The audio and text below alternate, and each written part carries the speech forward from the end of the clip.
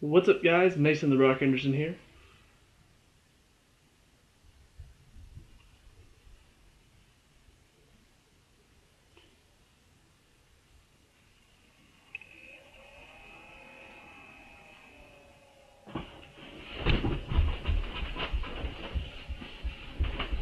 Ole, ole, ole, ole, champions for Chelsea. Ole, ole, ole, ole, champions, Chelsea. Antonio, Antonio.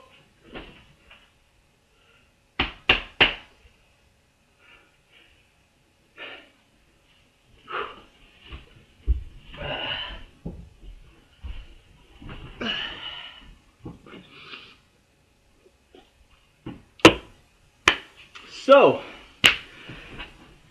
champions of England. That's what I'm talking about. We could have saved it for another day. We could have said, you know what? It's just a draw, whatever. It's away from home. And honestly, going into this game, I knew it was going to be difficult. Because West Brom they're that type of team to make a game very, very difficult.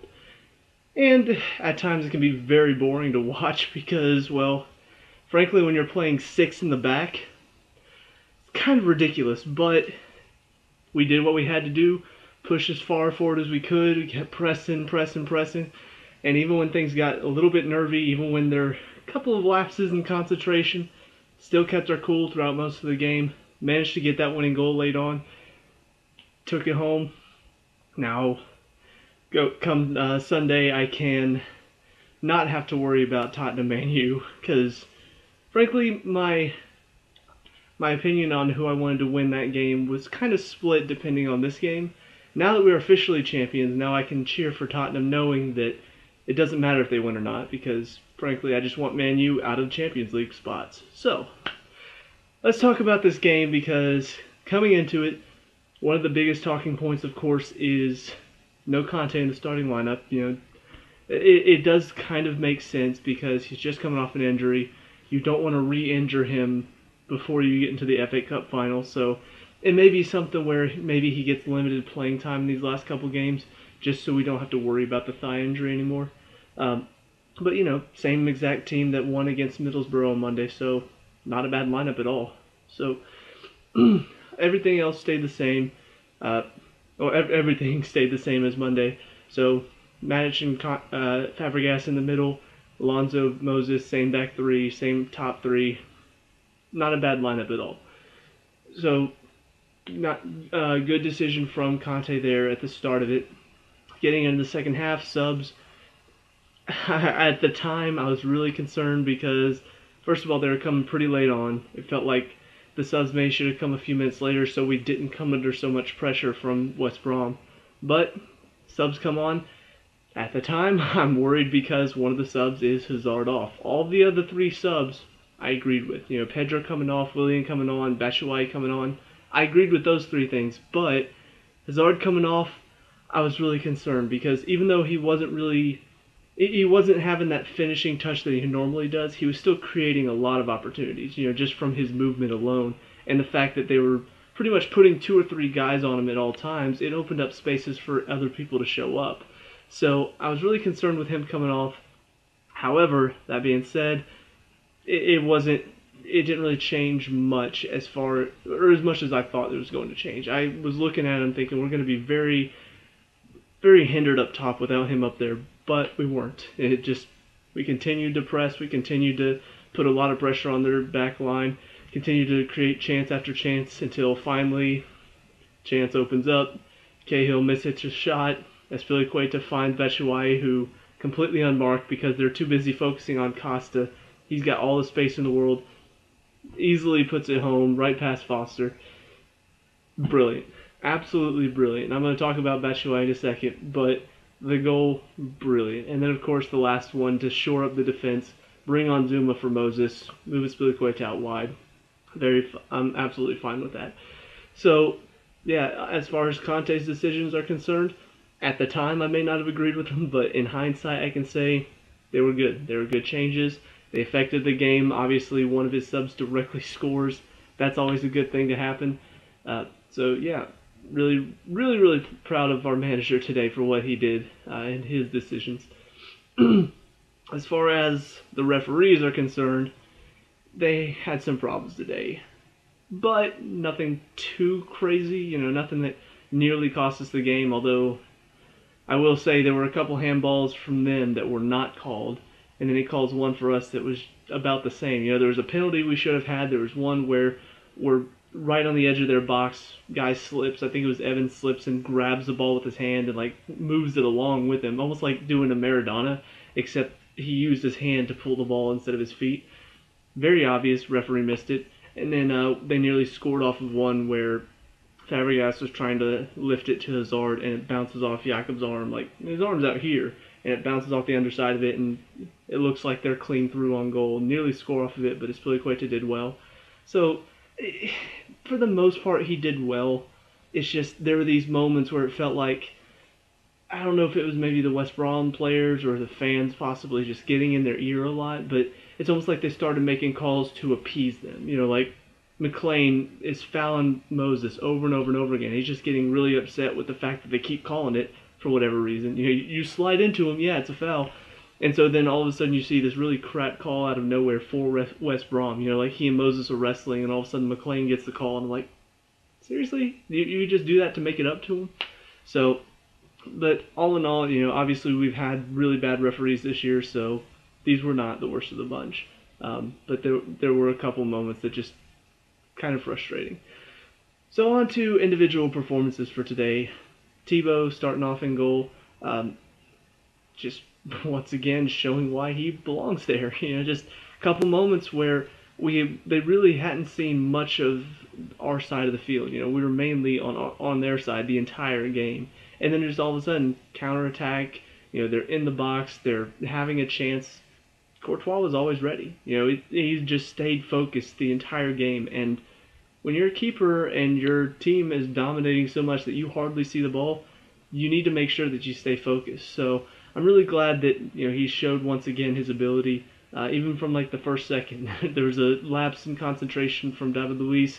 Rondon beats him to a header, and all of a sudden it's flying upper 90, and Courtois is just like, nope, touching it over. So yeah, all in all, good game for him today. Defense. The back three, Azpilicueta saved us.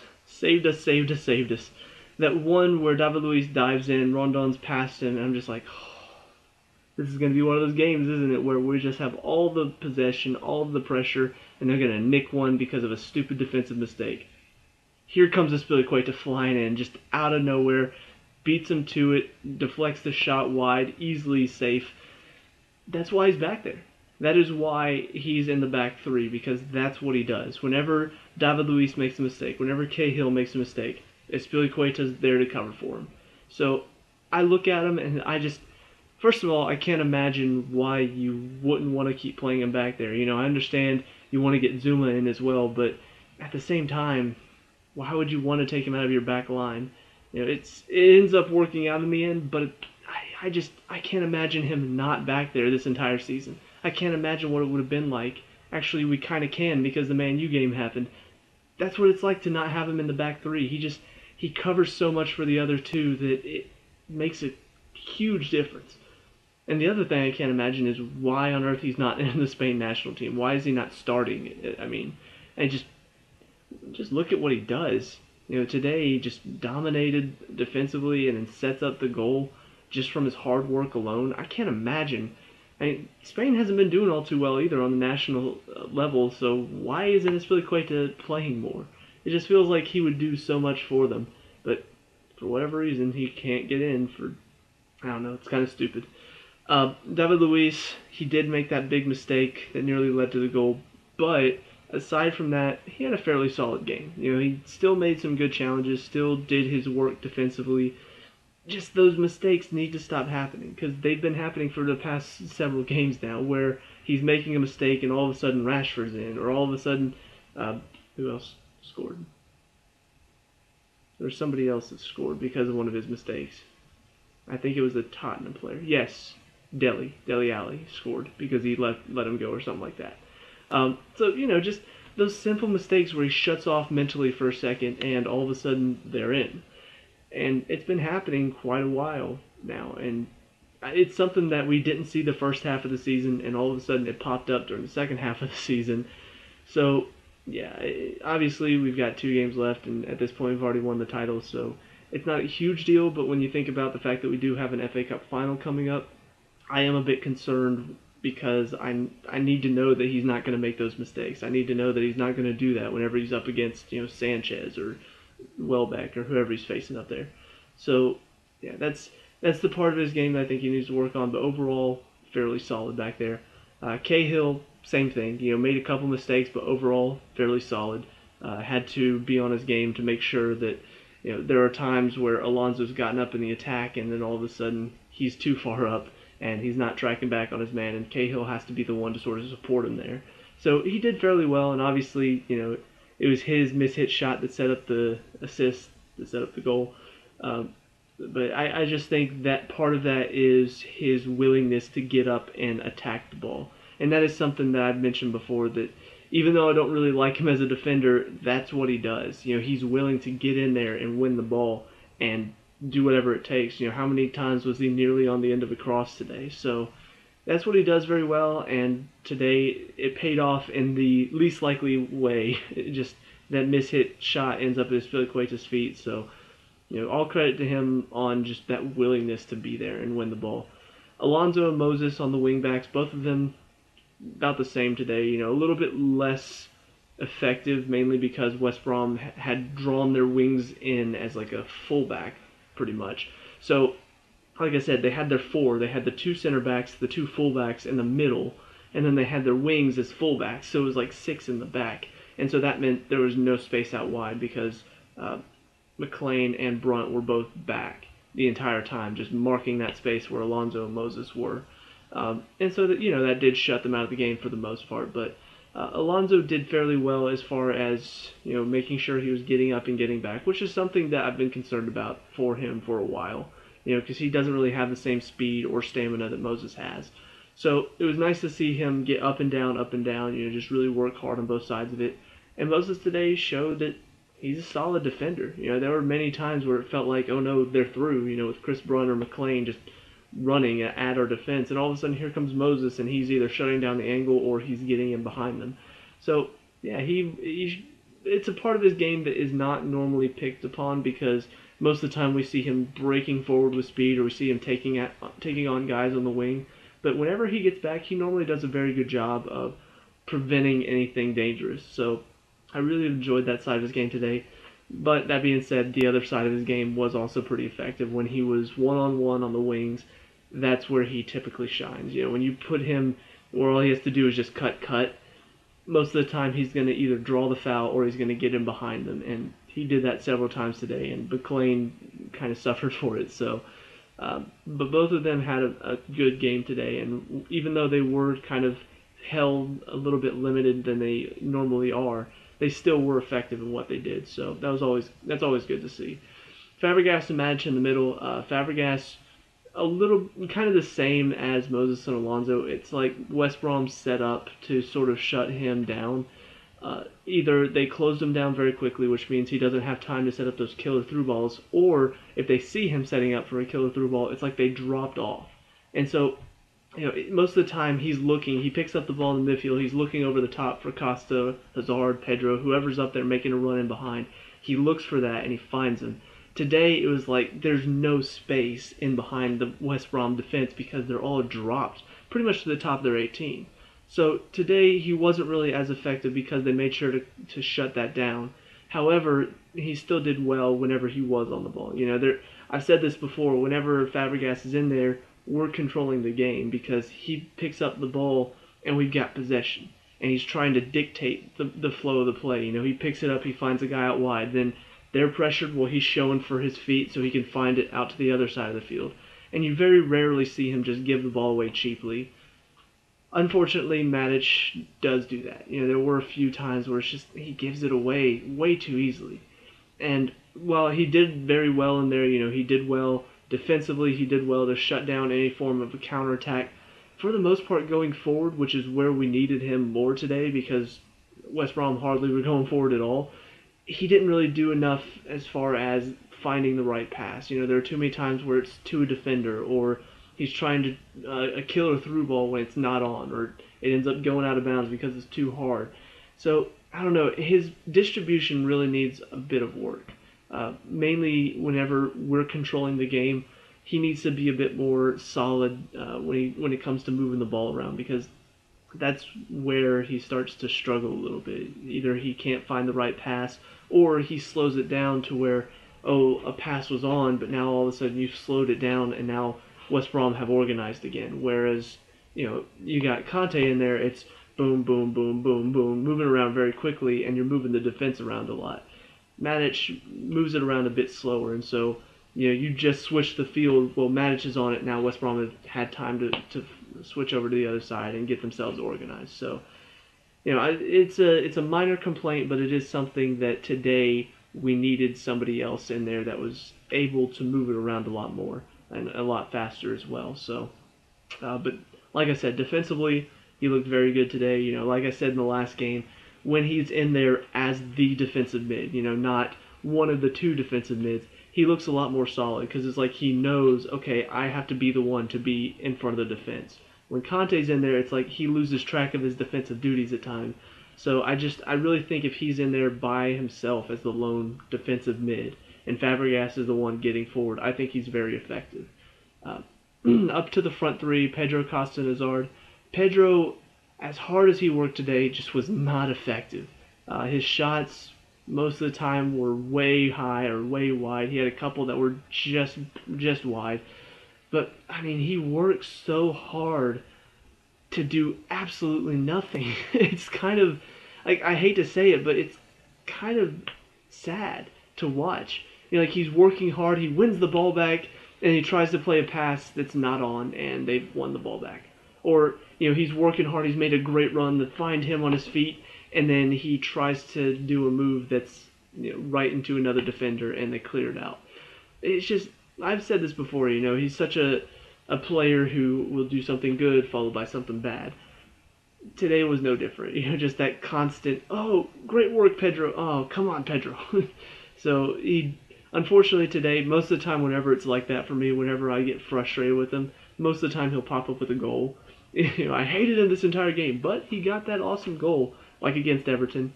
But today didn't get that goal. Just his shooting wasn't on like it normally is.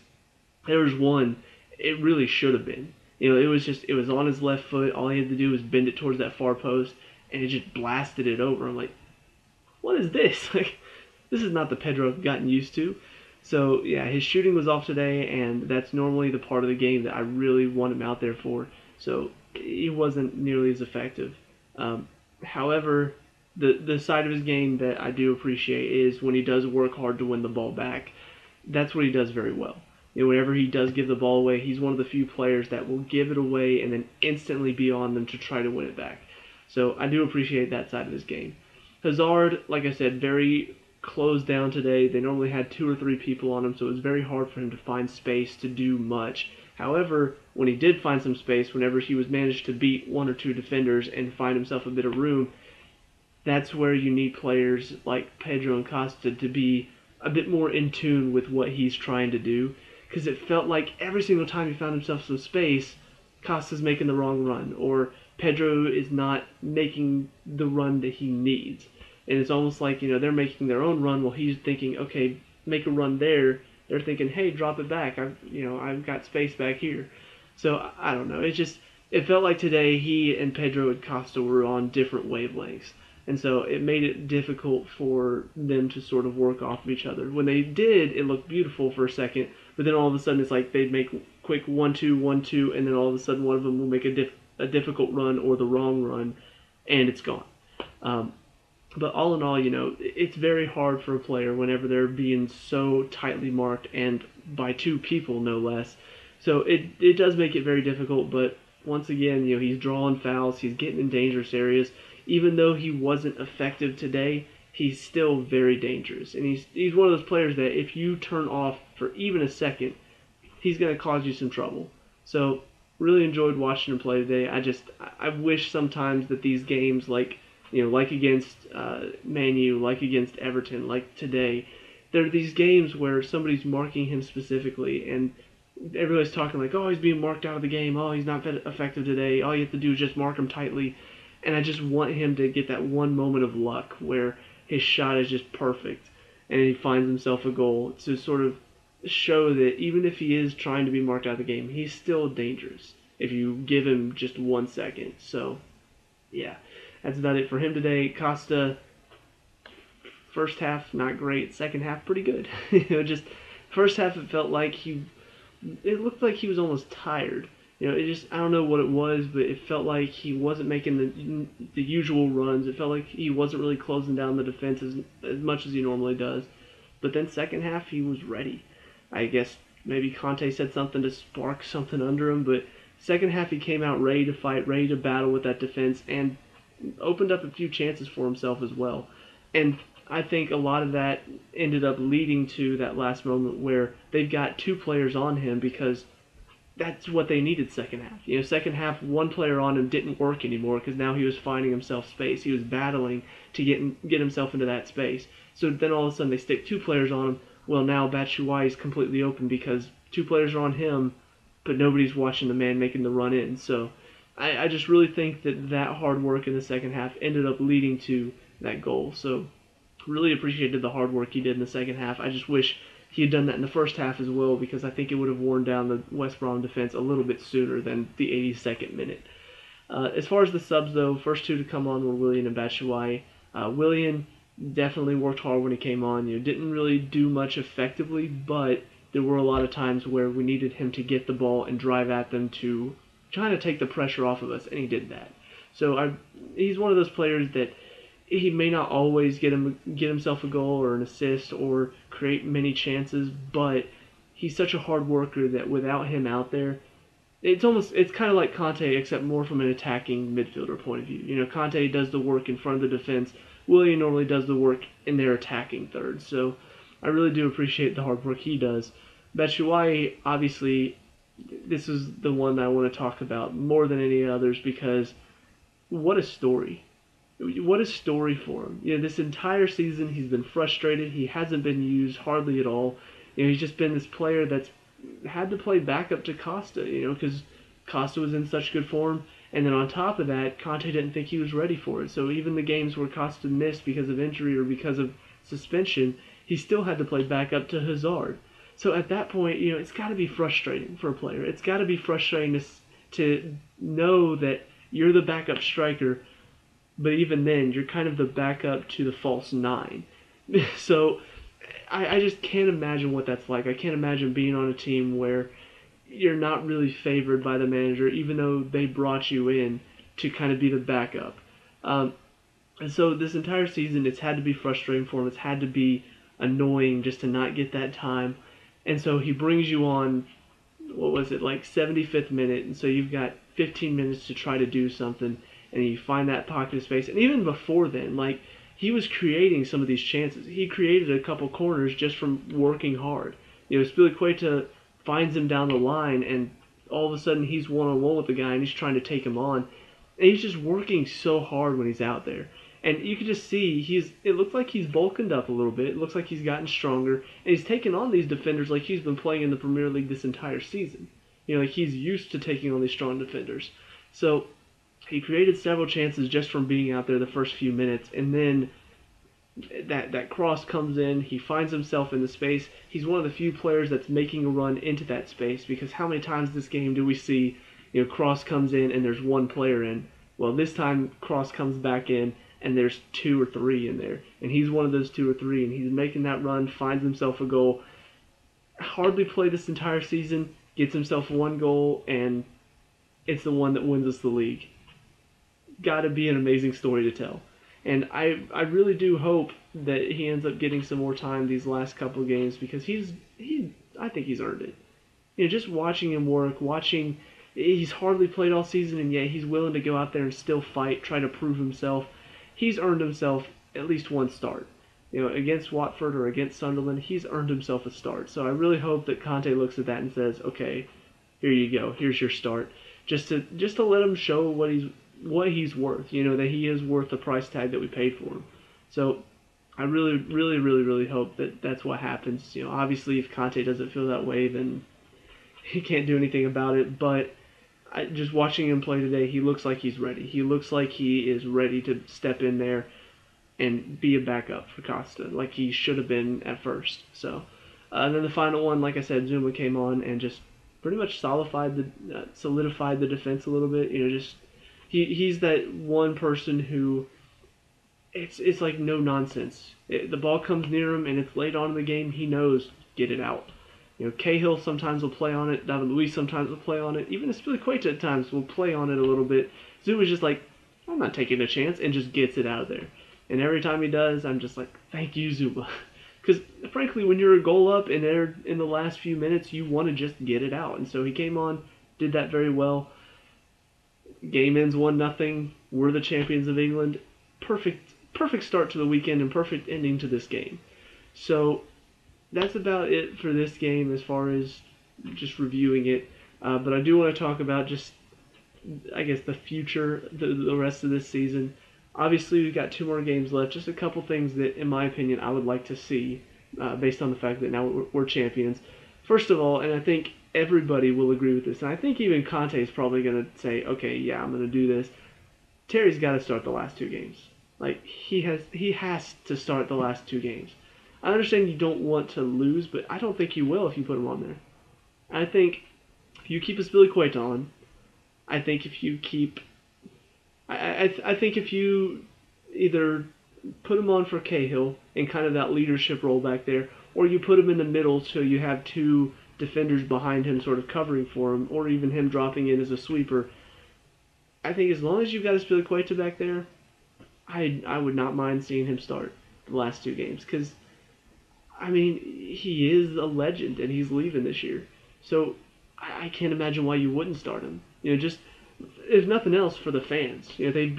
He's talked about how the fans have just been so amazing all season long. I can't imagine he wouldn't want to reward them by saying, all right, here's your captain. He gets to start the last 2 games of the season. So that's one thing that I feel like you kind of have to. And he may not start him against Watford, but I feel like he has to on the last day. He has to start him the last day of the season when we're able to lift the trophy finally. He's got to start. I would also like to see Ake get some playing time, whether it's at the left wing back role for Alonso or if he's playing in that back line with maybe Terry and Aspilicueta. I want to see him get some time. You brought him back from Bournemouth because he showed some really, really good defensive qualities there and was really leading their back line for a bit. I think he's earned some time. Obviously he did get to play a little bit and showed what he's worth when he was up against Lukaku at Everton. But I really think he's earned some time to play.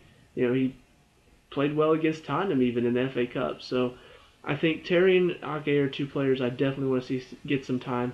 The other 2 players I really want to see get more time in these last 2 games, Batshuayi is one. I already said I think he's earned it. I think he's ready. Just watching him play today, I think he's ready to start and try to be up there and see what he's got. Just let's see. Why not? These 2 games, they don't matter as much, but he's a player that I think can do it. So let's see what he's got these last 2 games.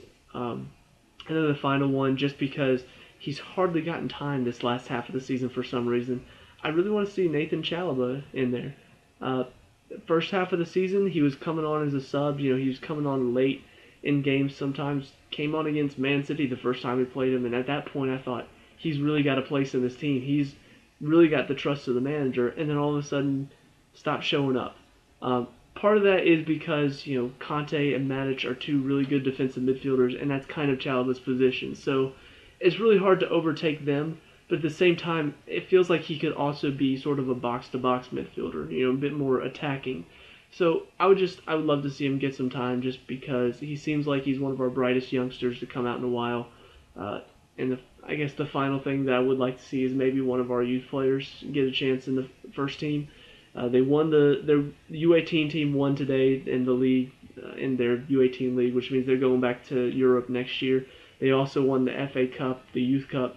So I wouldn't mind seeing maybe Ugbo or Sterling Mount possibly. One of them, maybe even younger Chalba. One of them that's just been really showing out on the U18 and even the development squad. I'd love to see one of them maybe get on the bench and maybe get some time in the last couple games, because at this point, I don't know what to expect, and that kind of gets me excited because at this point you've got 2 games left that don't even matter because you've won the league already. Both of them are against clubs that aren't the highest teams in the league. Watford kind of struggling right now. Sunderland, bottom of the table, already relegated. So this would be a good chance to let your youngsters get out there and get a chance to play in the first team. Let them experience that for the first time. And obviously, you kind of want to rest your bigger players, not necessarily not let them play at all in these last 2 games. I don't want to see our starting 11 not play at all in these last 2 games, because then they'll be a week and a half, almost 2 weeks without playing before the FA Cup final. So obviously they've got to get some time as well. But I do think you can give them a rest one of these 2 games. So, if Hazard plays 1 game, maybe let him sit out the next game. Same for Costa, same for everybody else in the starting 11. Just so you can give some time to the players that deserve to play more. And on top of that, you don't risk injuries. You don't risk them getting completely worn out for the FA Cup final, but while still giving them time so they're not like rusty from not playing for 2 weeks. So, yeah, all in all, though, great feeling to be champions again. Great feeling to bring the trophy back to London. It's an amazing feeling. And that Batshuayi goal just, it'll live on in my memory for quite a while because, wow, it was awesome. Incredibly awesome. I'll talk a little bit more about this season as a whole after the season's over. I do like a little bit of a review on the season as a whole. So I will talk about it when we get to that. But for now, I will say, feels great to be a champion. Feels great to support a team that won the league. Hopefully you win the double, because that would just be even better. To get one over on Arsenal too, can't ask for more. So that's about it for me. Let me know what you guys think down in the comment section below. Who's your man of the match? How will you be celebrating this championship? Let me know. We can talk about it, discuss all the good stuff. Leave a like and subscribe for future Chelsea reviews, and I'll see you at the next one. Peace out. Blue is the color. Football is a game. We're all